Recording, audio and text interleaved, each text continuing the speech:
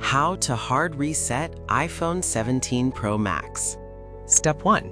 Launch the iTunes application and connect your phone to the computer with a matching cable.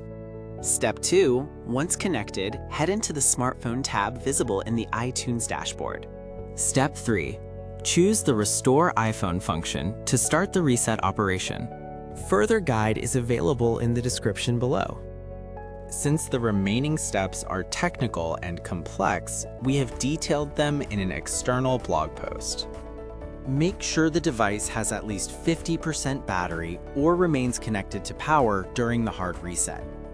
After the hard reset finishes, disconnect any cables and let the phone sit for 30 to 60 seconds before use.